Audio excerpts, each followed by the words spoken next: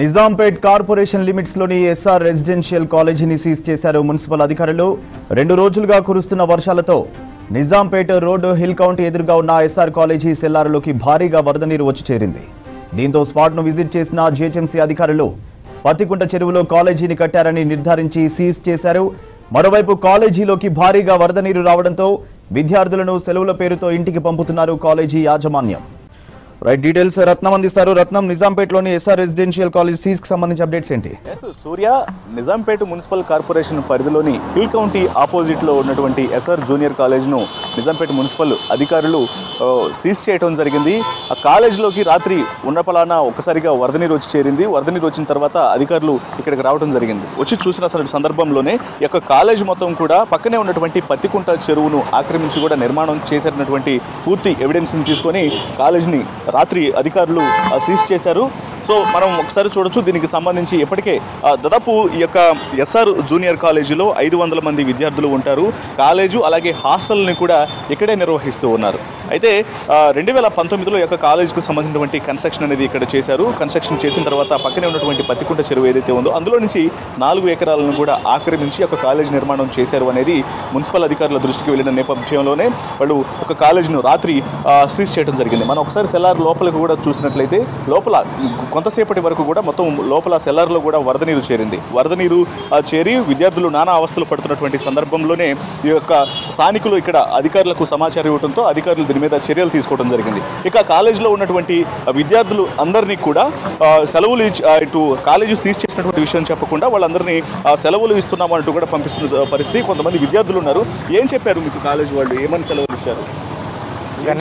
ఏం చెప్పలేదు సార్. గణేష్ చతుర్థి అని ఇట్లా 2 days లీవ్ ఇచ్చారు. అట్లా వచ్చేసి వెళ్తున్నాం. ఎప్పటి వరకు సెలవులు అని చెప్పారు? మండే దాకా అని చెప్పారు. మండే వరకు సెలవులు అని చెప్పారు. కాలేజు సీజ్ అయింది అనే విషయానికి సంబంధించి ఏమన్నా చెప్పారా మీకు? ఏం చెప్పలేదు సార్. ఏం చెప్పలేదా? మండే రోజున రమ్మని చెప్పాను. మండే. ఓకే. సో అది విద్యార్థులకు మాత్రం మండే వరకు హెవీ రైన్స్ కారణంగా వర్షాలు కురుస్తున్నటువంటి పరిస్థితుల్లోనే మీ అందరికీ సెలవులు ఇస్తున్నామంటూ కూడా వాళ్ళందరికీ తెలియజేయడం జరిగింది. మనం ఒకసారి పక్కనే ఉన్నటువంటి ఒకసారి విజువల్స్ మనం ఒకసారి చూసినట్లయితే మనకి ఇక్కడ స్థానికంగా ఏదైతే కనిపిస్తుందో ఇదంతా కూడా పత్తికుంట చెరువుని ఆక్రమించి ఆ కాలేజీ నిర్మాణం అనేది జరిగింది. మనం ఇక్కడ విజువల్స్లో గమనించినట్లయితే మనకు ఇక్కడ ఆ పత్తికుంట చెరువు చాలా క్లియర్గా కనిపిస్తుంటుంది. ఈ యొక్క పత్తికుంట చెరువు అనేది 10 ఎకరాల్లో విస్తరించి ఉంది. ఈ 10 ఎకరాల్లో విస్తరించినటువంటి చెరువు మొత్తాన్ని కూడా ఒక్కసారిగా కబ్జా చేసి ఇందులో నుంచి 4 ఎకరాలని కబ్జా చేయడం జరిగింది. 4 ఎకరాలను కబ్జా చేసి వీళ్ళు 2019లో ఈ యొక్క జూనియర్ కాలేజ్ని ఇక్కడ రెసిడెన్షియల్ క్యాంపస్గా నిర్మాణం చేయడం జరిగింది. దీనికి సంబంధించి ఇప్పుడు అధికారులు వరుసగా జరుగుతున్నటువంటి ఆక్రమణలకు సంబంధించి చర్యలు తీసుకుంటున్నటువంటి నేపథ్యంలోనే ఇక్కడ మున్సిపల్ అధికారులు దీని మీద దృష్టి పెట్టి కాలేజీ మొత్తాన్ని కూడా సీజ్ చేసినటువంటి పరిస్థితి. అయితే ఇక్కడ కొంతమంది స్థానికులు ఉన్నారు. గత కొంతకాలంగా కూడా ఇక్కడ చెరువులు కబ్జా అవుతున్నటువంటి విషయాన్ని కూడా వాళ్ళ అధికారుల దృష్టికి తీసుకెళ్లారు. మొత్తానికి అసలు ఏం చెప్తారనేది కూడా ఒకసారి ఇక్కడ ఉన్నటువంటి స్థానికులతో మాట్లాడించే ప్రయత్నం చేద్దాం. సరే, అసలు ఏం చెప్తారు? ఈ యొక్క ప్రస్తుతం కాలేజీని సీజ్ చేయడం జరిగింది, ఎంతవరకు చెరువు ఆక్రమణమైంది, ఏం చెప్తారు? ఏదైతే ఇది పత్తికుంట చెరువు బాచ్పల్లిలో ఇది 10 ఎకరాల నోటిఫైడ్ అయిన చెరువు. ఈ చెరువులో ఏదైతే ఎఫ్టీఎల్లో నిర్మాణాలు 2018కి ముందే గ్రామ పంచాయతీతో నిర్మించారు. ఇప్పటికైనా కూడా అధికారులు స్పందించి చెరువు ఎఫ్టీఎల్లో ఏవైతే భవనాలు వచ్చినాయో ఎస్ఆర్ కాలేజీ కానీ శ్రీరామ్ స్కూల్ కానీ అక్కడ పక్కన ఫంక్షన్ హాల్ సప్తపదిని సీజ్ చేయడం చాలా హర్షణీయమైన విషయము. ఏదైతే ఈ 10 ఎకరాల చెరువులో దాదాపు 4.5 ఎకరాలు కబ్జా అయిపోయి ఇట్లాంటి భారీ భవనాలు ఏదైతే ఎఫ్టీఎల్లో మరి ఏ విధంగా అనుమతులు ఇచ్చిలో ఏ విధంగా నిర్మించిందో తెలియదు. కానీ ఈరోజు ఏదైతే ఇందులో కాలేజీ నిర్మాణం చేసిల్లో కాలేజీ ఈరోజు రన్ అవుతుందో ఎస్ఆర్ కాలేజీ కానీ శ్రీరామ్ స్కూల్ కానీ సప్తపది కానీ ఇలా విద్యార్థుల భవిష్యత్తుని ఈ విధంగా సెల్లర్లకు నీళ్ళు వచ్చి భవనాలు కూలిపోతే విద్యార్థుల జీవితాలకు ఎవరు బాధ్యులు అనేది మేము ప్రశ్నిస్తున్నాం. రెండోది ఏంటంటే హైడ్రా వచ్చినాకనే ఇప్పుడు అధికారులకు కొంచెం ఏదైతే భయం మొదలైంది.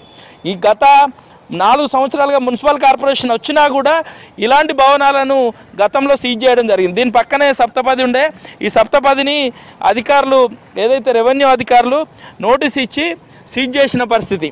ఏదైతే సీజ్ చేసినా కూడా 2021లో సీజ్ చేస్తే ఇక్కడున్న స్థానికంగా ఉన్న ఎమ్మెల్యే ఏదైతే తన సహకారంతో ఇదే భవనాలను మళ్ళీ సీజ్ చేయించేసి మళ్ళీ వాళ్ళు వాడుకోవడానికి అవకాశాలు ఇప్పించింది. మేము ఒకటే అడుగుతున్నాం, నిజాంపేట కార్పొరేషన్ అధికారులు గతంలో రెవెన్యూ అధికారులు మున్సిపల్ అధికారులు కలిసి ఎఫ్టీఎల్లో ఉన్నాయని తర్వాత దీని మీద హెచ్ఆర్సీలో కంప్లైంట్ రైజ్ అయిందని మేము కూడా ఫిర్యాదు చేసినాం. 2021, 22లో ఫిర్యాదు చేసినా కూడా అప్పటి తూతూ మంత్రంగా సీజ్ చేసిళ్ళు, వదిలేసిళ్ళు. మరి ఈరోజు వర్షాలు భారీగా పడినాయి. ఒక విధంగా బిల్డింగ్ సెల్లార్లకు వచ్చినాయి, బిల్డింగ్లు కూలిపోతే దాదాపు 500 మంది విద్యార్థులు ఉన్నారు. ఈ విధంగా కమర్షియల్ యాక్టివిటీస్ ఉన్న బిల్డింగ్లు ఏవైతే చెరువు ఎఫ్టీఎల్లో ఉన్నాయో తక్షణమే ఈరోజు కూల్చివేయాలని హైడ్రా కమిషనర్ ప్రభుత్వాన్ని కోరుతున్నాం.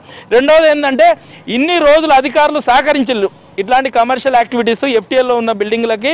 ఇన్ని రోజులు మున్సిపల్ అధికారులు ఇక్కడ స్థానికంగా ఉన్న ప్రజాప్రతినిధులు సహకరించారు కాబట్టి ఈ చర్య ఈ రోజు ఉత్పన్నమైంది. ఇప్పటికైనా అధికారులు హైడ్రా భయపడుతున్నారు. సో అది మొత్తానికి ఇక్కడ పూర్తిగా గత ప్రభుత్వాల హయాంలో అధికారులు పూర్తిగా వాళ్లకు సహకరించిన కారణంగానే ఒక అక్రమ నిర్మాణాలు అనేవి చోటు చేసుకుంటున్నాయి. ఎక్కడైనా ప్రస్తుత ప్రభుత్వంలో అధికారులు వీటి మీద దృష్టి పెట్టి చర్యలు తీసుకుంటున్నందుకు కొంత సంతోషంగానే ఉన్నప్పటికీ కూడా ఇలాంటి అక్రమ నిర్మాణాలు అనేవి ఇటు నిజాం మున్సిపల్ కార్పొరేషన్లో చాలా ఉన్నాయి. వాటి మీద కూడా ఇక్కడ చెరువుల్ని కాపాడటంతో పాటు అక్రమ భవనాలు, ఈ కన్స్ట్రక్షన్స్ మీద కూడా దృష్టి పెట్టాల్సినటువంటి అవసరం ఉందంటూ కూడా ఇక్కడ ఉన్నటువంటి స్థానికులు తెలియజేస్తున్నారు.